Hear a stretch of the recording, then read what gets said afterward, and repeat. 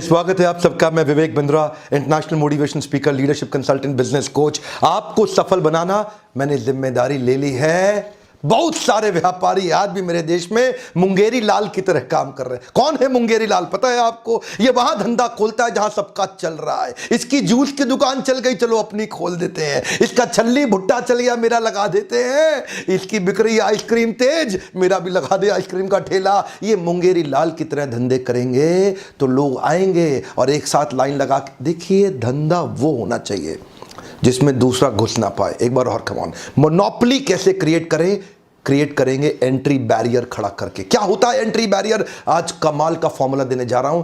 Highway पे जाओ, एक कचौड़ी वाला चल जाता है, 50 और आ जाते हैं। एक मोमोज वाला चल जाता है, 50 और आ जाते हैं। एक छल्ली वाला चल जाता है, 50 और आ जाते हैं। क्या हो रहा है ये देश के अंदर? ऐसे धंधा किया जाता है। हमारे देश के व्यापारी सब मुंगेरी लाल बने हुए हैं। आज वही मुंगेरी लाल को बाहर निकालूंगा। मैं आपसे बात कर रहा हूं, ध्यान देना। व्यापार ऐसा करूं कि दूसरा घुस ना पाए। अपने बिजनेस को एक मोनोपोली अपनी मार्केट में कैसे क्रिएट जानना चाहते हैं? कुछ टिप्स देने जा रहा हूं। मेरा पहला टिप है, मैं जो आपके सामने टेक्निक्स दे रहा हूं उनको बोलते हैं एंट्री बैरियर। क्या कहते हैं? Entry barrier. अपने व्यापार को कुछ ऐसा बना दो कि दूसरा वाला पीछे से घुस ना पाए। ये देखिए, ये नीला समुद्र है, ये लाल समुद्र है। इधर सब के सब आपस में लड़ रहे हैं। इसने एक बैरियर क्रिएट किया, ये आगे निकल गया, बाकी पीछे रह गए। अपने व्यापार में आगे निकलना चाहते हो? सारे टिप्स देखना ध्यान से। ये आगे निकल गया, बाकी पीछे, आपस में एक दूसरे कट थ्रोट। क्या बोल रहे हैं? कट थ्रोट, एक दूसरे का गला काटने में लगे। क्या आपके साथ भी डिस्काउंट देना पड़ता है आपको? उधारी देनी पड़ रही है आपको? ये डिस्काउंट उधारी सब बंद। आज धंधा करेंगे कैश में, मुनाफा कमाएंगे मोटा। ध्यान दीजिए आगे कैसे निकलना है। मेरा पहला पॉइंट है इंटेलेक्चुअल प्रॉपर्टी प्रोटेक्शन। क्या अर्थ हुआ इसका?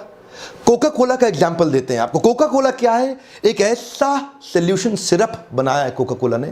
अपनी कोल्ड ड्रिंक खुद नहीं बनाता, बॉटलर को बोलता है कार्बोनेटेड पानी मिलाओ, चीनी मिलाओ मेरे सिरप में। उसके सिरप के बारे में 1891 से शुरुआत करी, आज तक सिरप के बारे में किसी को नहीं पता कि कोई जानता ही नहीं उसका सिरप कैसे। इसको क्या बोलते हैं? Trade secret. एक्चुअल फॉर्मूला आज तक कुछ ही गुमनाम लोगों को पता है, और वो गुमनाम कौन है? उनका कोई नाम नहीं, उनकी कोई पहचान नहीं।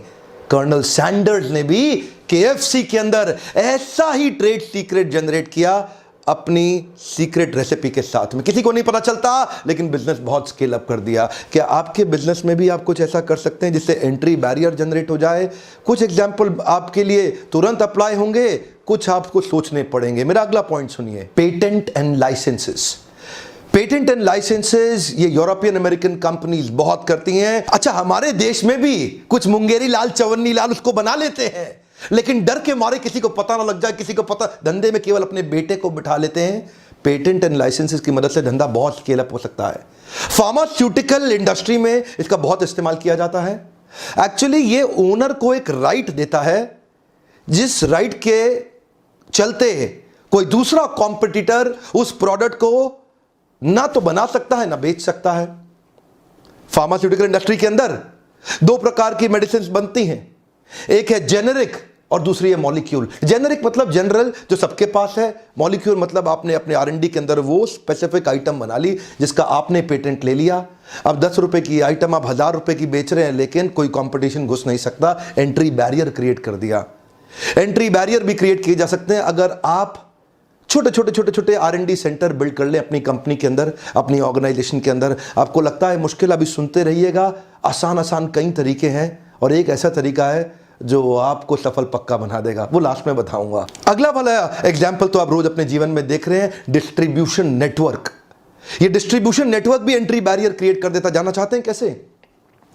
नोकिया का डिस्ट्रीब्यूशन नेटवर्क बड़ा था, लेकिन अंदर से खोखला, कमजोर था। नोकिया अपने डिस्ट्रीब्यूटर रिटेलर को 15-15, 20-20, 25-25 रुपए दिया करता था मार्जिन में।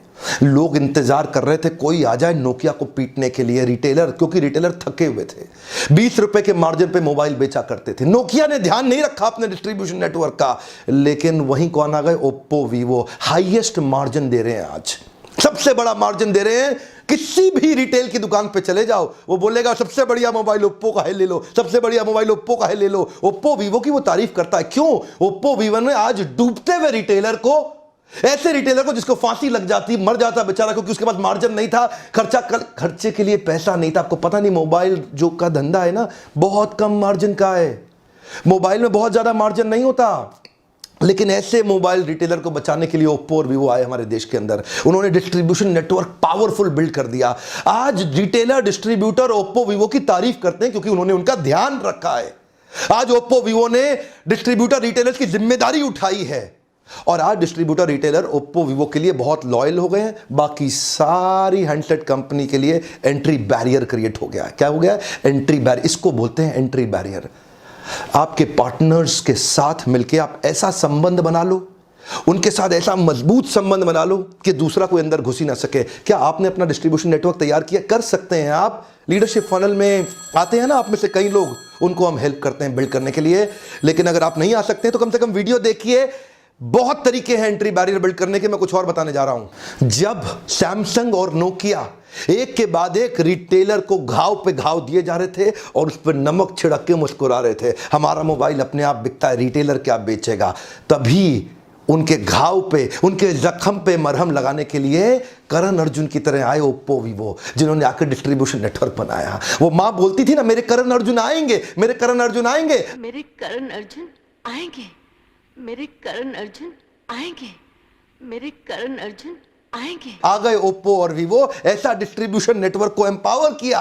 एक एक रिटेलर बोला, देखो देखो हमें बचाने वाले करण अर्जुन आ गए हैं। ओप्पो वीवो की इंटेलिजेंस देखिए, डिस्ट्रीब्यूशन नेटवर्क को इतना एम्पावर किया, रिटेलर उनका साथ दे। क्यों नहीं देगा? क्योंकि उन्होंने रिटेलर को बचाया है। डूबते हुए रिटेलर को ईमानदारी से इज्जत दी है, उसको सपोर्ट दिया है, इसीलिए आज एंट्री बैरियर आ गया।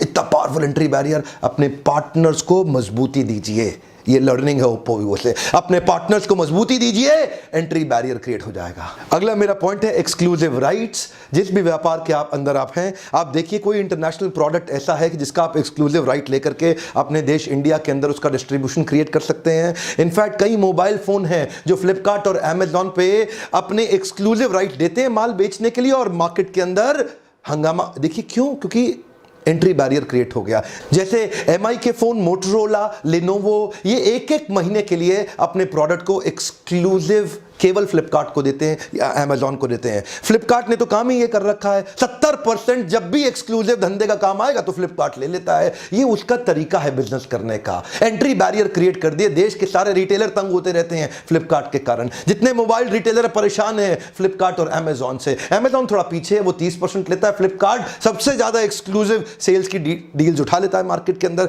ये भी एंट्री बैरियर क्रिएट करने का तरीका है। कोई भी आपकी इंडस्ट्री के अंदर ऐसा प्रोडक्ट जो अभी भारत देश में नहीं बिक रहा, उसका जो भी ओरिजिनेटिंग कंट्री है उस कंपनी को वहां कांटेक्ट करके उसके एक्सक्लूसिव इंडिया सेलिंग राइट्स, अगर आप में दम है तो आप ले सकते हैं।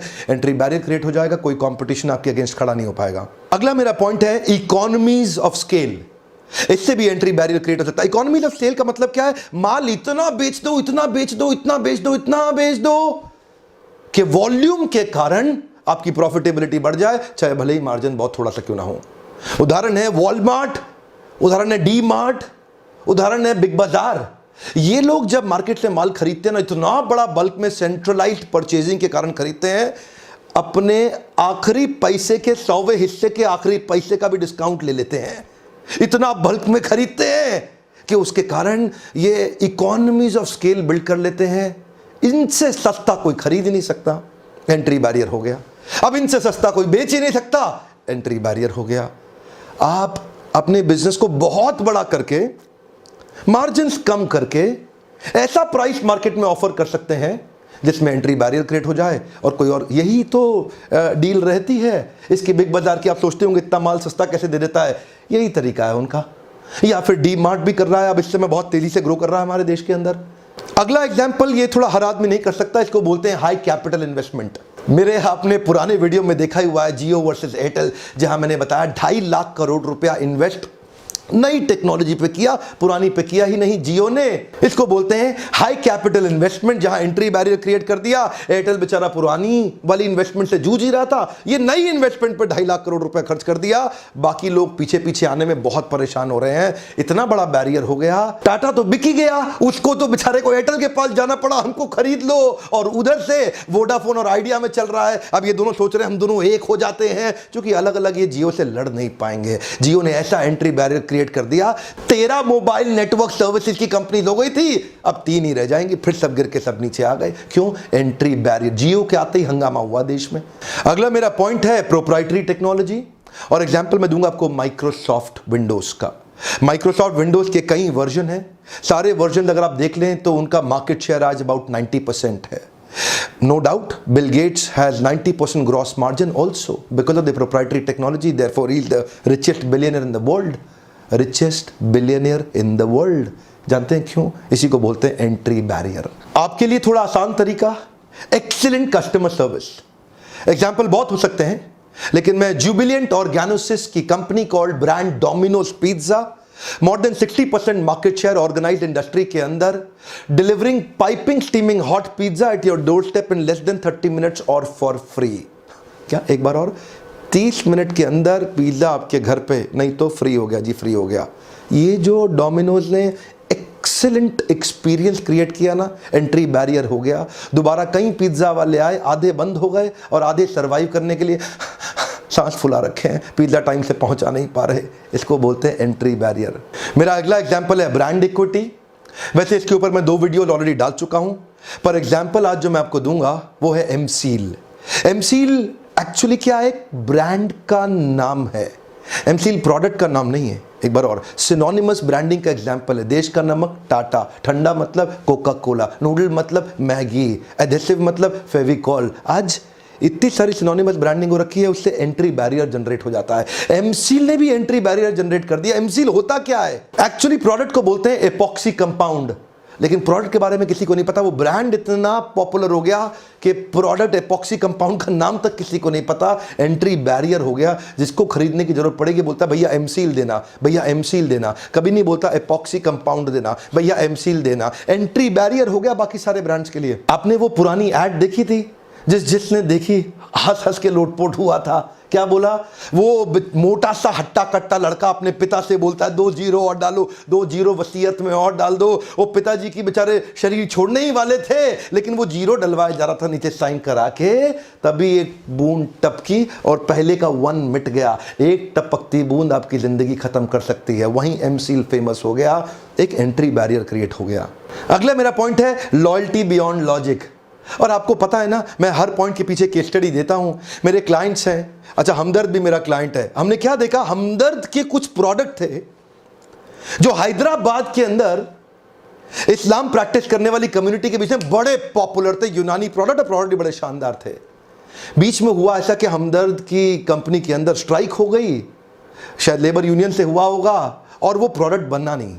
इतने में पीछे बैद्यनाथ ने तैयारी मारी, बैद्यनाथ लेके अपने प्रोडक्ट पहुंच गया। लो भाई हमदर्द तो है नहीं, मेरा ले लो, मेरा ले लो। लोगों ने लेना तो शुरू कर दिया, लेकिन जैसे ही हमदर्द वापस आई, लोगों ने बैद्यनाथ को फिर से भगा दिया और फिर से हमदर्द का प्रोडक्ट लेना शुरू कर दिया। इसको क्या बोलते हैं? Loyalty beyond logic. कुछ मार्केट के अंदर, कुछ रीजन के अंदर आप लॉयल्टी बियॉन्ड लॉजिक जनरेट कर सकते हैं। जैसे इस्लाम प्रैक्टिस करने वाले लोग हमदर्द में बहुत फेथ रखते हैं, वो लॉयल्टी बियॉन्ड लॉजिक है। बेचारा आया तो था बैद्यनाथ, लेकिन कुछ कर नहीं पाया। ध्यान दीजिएगा, रीजनल लॉयल्टी बियॉन्ड लॉजिक भी हो सकती है, जो मैंने पिछले वीडियो में बताया। राहुल गांधी की अमेठी के अंदर लॉयल्टी बियॉन्ड लॉजिक है। कोई भी आ जाओ, राहुल गांधी को अमेठी में हरा नहीं सकते हैं। ऐसे कई उदाहरण हो सकते हैं, रीजनल हो, नेशनल हो। आपकी मार्केट के अंदर भी आप ऐसी सर्विस क्रिएट कर दो, लोग आपको लेके लॉयल हो जाएं। कोई भी आ जाए, आप ही से माल लेंगे, किसी और का लेंगे नहीं। ये एक एग्जाम्पल था केस स्टडी का। क्या आपके मन में कुछ सवाल आ रहे हैं कि ये आपके बिजनेस में कैसे इंप्लीमेंट होगा? अगर आप अपने बिजनेस में इंप्लीमेंट करना चाहते हैं तो इस पे मैं कुछ फ्रेमवर्क्स बना के देता हूं आपको लीडरशिप फनल प्रोग्राम में, जहां कस्टमाइज तरीके से आप उससे प्रश्न कर सकते हैं कि आपके बिजनेस के अंदर एंट्री बैरियर। देखो, अगर धंधा ऐसा करोगे जो हर आदमी कर रहा है, तो डिस्काउंट भी देना पड़ेगा और उधारी भी देना पड़ेगा। कभी धंधे में पनप नहीं पाओगे। असली व्यापारी वो है जो कंपटीशन को तहस नहस तक कर देता है। मैंने बिल गेट्स और मुकेश अंबानी को देखा, इनकी आदत है, पारिवारिक आदत है पूरे कंपटीशन को तहस नहस कर देने की। आप अपने बिजनेस के अंदर ब्लू ओशन, इनोवेशन या डिफरेंशिएशन क्रिएट करना चाहते हैं और आप चाहते हैं एंट्री बैरियर लग जाए ताकि आपके बिजनेस में हर कोई ना घुस जाए और आप अपने बिजनेस को नए लेवल तक लेके जा सकें। लीडरशिप फनल के बारे में हमारे टीम को फोन करके पूछिए इस नंबर पे कि इसकी अगली तारीख कब की है और कहां की है।